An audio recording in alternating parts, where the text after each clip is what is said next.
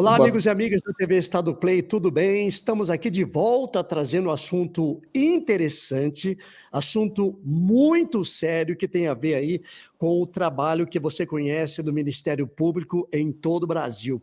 Várias unidades ligadas ao Ministério Público de todo o país articulam a realização de ato público que vai ser realizado no dia 13, próxima quarta-feira, às 2 horas da tarde, no auditório da Procuradoria-Geral da Justiça de Mato Grosso do Sul, para tratar de um assunto interessante, que é a PEC 005 de 2021, que ela foi apresentada na Câmara dos Deputados sem uma discussão aprofundada da proposta. Depois de intenso debate no plenário da Câmara dos Deputados em Brasília, face ao contato de dirigentes e entidades de classe do Ministério Público Brasileiro, expondo a gravidade da mudança sem o devido diálogo construtivo na votação da medida. Para comentar sobre a importância dessa manifestação e o que isso pode mudar, no papel do Ministério Público de Mato Grosso do Sul, está conosco o Procurador-Geral de Justiça, Alexandre Magno Benítez de Lacerda. Doutor, é um prazer falar com o senhor aqui na TV Estado Play para tratar da PEC 005. Muito obrigado pela oportunidade para poder chegar aos ouvintes e esclarecer um assunto de tamanha relevância que afeta a vida de toda a sociedade. É um assunto que a população precisa saber, precisa entender e precisa reagir da mesma forma. Doutor, para que a comunidade possa entender mais, qual é a gravidade da aprovação dessa PEC 005 em relação já ao trabalho conhecido do Ministério Público em todo o país? Acho que, em primeiro lugar, é importante a população saber que o Brasil é um país que não vive numa ilha de si só, com a sua realidade. Tem um planeta Terra, tem 191 países, diversos países que têm tratados internacionais, organismos internacionais de combate à corrupção, de combate ao crime organizado, ao tráfico de pessoas, ao narcotráfico. Ou seja, todos os fatores de poder que podem efetivamente mudar a vida na sociedade, influir na vida na sociedade. É importante que exista uma instituição que seja independente de fator político, de fator de combate ao crime, do próprio crime organizado não comandar, porque um cidadão que tem um filho assassinado por alguém poderoso, que tem o tráfico de drogas dominando as estruturas de poder, dominando o poder político, ou da mesma forma a devastação ambiental, a corrupção, que acaba sendo mal. Ou seja, exige que haja uma instituição independente que possa combater tudo isso de pessoas que não foram por indicação política, mas que seguiram por uma carreira, que é o concurso público. Que concurso público, nós tivemos um agora recente, 8 promotores entraram, sendo 7 de fora do estado de Mato Grosso do Sul. Até hoje é o dia do Mato Grosso do Sul, é um dia de comemoração, segundo estado mais jovem na República, exige que tenha instituições que possam fazer esse trabalho. Essa PEC acaba com isso. Então, ou seja, ela diz que um órgão externo, que hoje é o Conselho Nacional do Ministério Público, que surgiu com a emenda 45, com uma finalidade: controle financeiro e administrativo e de punição nos promotores que excederem. Se a corregedoria local não resolver o problema, esse órgão fará esse papel. Essa é a finalidade atual do Conselho, e é isso que nós estávamos debatendo até com o autor da PEC no início. Aí o presidente da Câmara retirou, foi criada uma comissão especial para debater com as instituições, com a sociedade civil organizada, não é só com o Ministério Público, é com o Poder Judiciário, Defensoria Pública, OAB, todo mundo para discutir a PEC. O presidente da Câmara retirou, desconstituiu essa comissão especial, ninguém sabe o motivo, e no dia seguinte nomeou um relator, que é um deputado federal da Bahia, e esse deputado apresentou na semana passada, para surpresa de todos, um texto totalmente diferente daquilo que nós estamos debatendo. E nesse texto colocou uma coisa que, se acontecer o parlamento aprovar isso, vai ser o único país civilizado do planeta Terra que vai ter uma instituição não independente de combate aos poderosos. Por quê? Porque o Conselho Nacional terá poderes de rever, desfazer atos, ou seja, retirar promotores quando estiver investigando poderosos. Esse conselho político, ele que vai fazer o controle final da atividade fim da atuação. Um exemplo clássico: alguém mata um poderoso, como tinha antigamente os coronéis, que se falava, que mandava matar pessoas. Se esse coronel começar a ser investigado, ele poderá recorrer diretamente ao Conselho Nacional, que, de acordo com esse texto dessa PEC, o Corregedor Nacional, que é quem fiscaliza os promotores, ele vai ser indicado também pelo Parlamento brasileiro, vai colocar mais uma vaga para alguém externo, e essas pessoas externas, juntamente com representantes do Ministério Público, é que decidirão se pode ou não o promotor continuar investigando o coronel que mandou matar a pessoa. E cheio de gente externa, política, a tendência, quando atingir gente grande, poderosa, ela efetivamente é retirar o promotor da investigação. E Ou isso... seja, tira o poder de investigação do Ministério. Retira o poder de investigação do Ministério Público, mais do que do poder do Ministério Público, do cidadão, da sociedade, saber que aquela pessoa poderosa vai ser punida, porque ela não será mais punida. Isso é mais Mas grave. baseado em que, doutor? Baseado em que? Qual é o argumento básico que se tem para poder tirar o poder de investigação do Ministério Público? O senhor acha que isso é uma decisão meramente política, classista? Olha, muitos chamam essa PEC como PEC da vingança. Só que elas não enxergam a gravidade do que gera isso, porque o Ministério Público não combate tão somente a corrupção no Brasil. O Ministério Público lida com situações de poder familiar, de briga de filho, que o pai e a mãe estão disputando. Pode ser uma pessoa muito rica, influente, ela pode ganhar o processo. Evitar que esse processo chegue ao Poder Judiciário. Ou seja, óbvio que há um interesse corporativo de uma parcela do parlamento brasileiro de não ser tocado por ninguém. Isso existe, isso é um fato inexorável.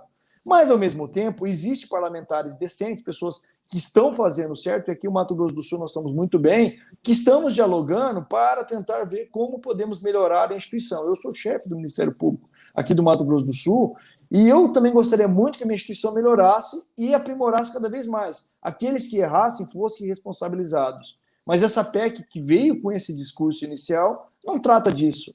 Ele simplesmente retira a independência funcional de um promotor de justiça. Além de dar superpoderes ao procurador-geral, eu sou o procurador-geral, fazendo que eu escolha 2/3 do meu conselho superior, sem eleição da classe, como é hoje, tudo para que possamos ter controle do promotor. E, no fundo, o promotor não existe por si só. Ele trabalha, ele não é advogado de uma pessoa, ele não é advogado de uma causa, ele é advogado da sociedade. Hoje podemos afirmar, João, com absoluta convicção, que 95% de todas as investigações, de todas as áreas, não estou falando só do criminal, eu falo do civil, do patrimônio público, do meio ambiente, do idoso, do consumidor, do indígena, de tudo, passa pelo Ministério Público. Se o Ministério Público deixar de ser independente, acabou. Só vai servir efetivamente para controle de massas, controle dos pobres, prisão para pobre, fiscalização de pobre e punição de pobre. É isso que o Brasil vai se tornar. Doutor Alexandre, essa manifestação que vai ser realizada na próxima quarta-feira, qual que é o mote, qual que é o objetivo, além de fazer essa denúncia pública, como é que a categoria vai convocar a sociedade sobre a gravidade dessa situação?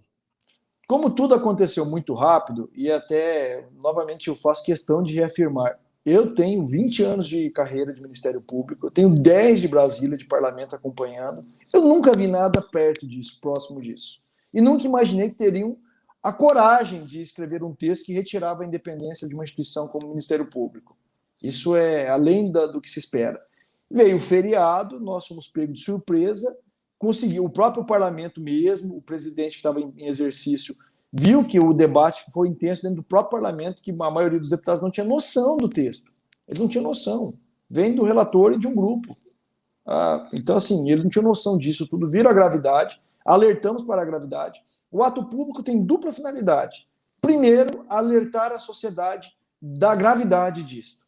É algo assim, vivemos aí uma pandemia, situações de reflexo da pandemia. Falamos muito de pandemia, mas estão acontecendo coisas que afetarão diretamente a vida de toda a sociedade. E essa PEC é uma delas. E nós temos que chamar a atenção da sociedade para elas entenderem e cobrar de seu parlamentar uma resposta a isso. E segundo, conclamar a sociedade, a imprensa, que é os nossos principais parceiros, o povo, a imprensa livre, para que divulgue isso para a sociedade, as redes sociais, e que o parlamento possa voltar ao trabalho construtivo que existia na comissão especial. Por exemplo, que nós tínhamos 2 deputados aqui do Mato Grosso do Sul nos ajudando no diálogo e na construção lá no Parlamento Brasileiro. Porque assim, eu não quero desistir do Brasil, eu não quero acreditar que nós somos de fato uma republiqueta de bananas. Acabamos de fazer aniversário da Constituição de 88, dia 5 de outubro, dia 6 veio esse projeto que desfigura totalmente a Constituição. Então, assim, eu ainda acredito que as pessoas de bem, os homens de bem, como disse uma vez o Arnaldo Jabor, terão a ousadia que os canalhas possuem. Então, assim, os homens de bem que reagir precisam acordar, precisam defender a sua nação, porque esse é o futuro dos nossos filhos, dos nossos netos. E eu quero acreditar que nós teremos um país civilizado em que o banco dos réus não seja tão somente, e não foi para isso que eu prestei concurso, para ser promotor e me tornar chefe do Ministério Público, que não seja limitado tão somente para pobre, para pessoas que não têm condições. A justiça tem que valer para todos, a lei tem que valer para todos, não importa a área e quem quer que seja. Pois é, doutor, eu concordo com o senhor, porque nós estamos vivendo momentos difíceis, porque recentemente a gente vê cidadão nas ruas pedindo uma chamada intervenção militar em regime democrático. Eu também não achava que um dia ouvi um apelo absurdo desse em uma manifestação pública. O senhor acha que, caso seja aprovada essa medida, praticamente não tem mais justificativa de existência do MPE? Não, o Ministério Público acabou. Eu não gostaria de ser promotor em uma instituição que eu não tenho independência, que eu não posso investigar como procurador-geral poderosos. Eu tenho que me limitar a investigar pessoas de classe baixa. Justiça, isso não é justiça. Isso não é uma república, é uma aristocracia, onde os poderosos têm direito a fazer tudo, igual a gente vê aí uma série, me permite fazer uma comparação que está fazendo muito sucesso, Round 6, lá que está na Netflix, que os poderosos veem pessoas se matando e se vangloriando, tomando vinho, champanhe, comemorando.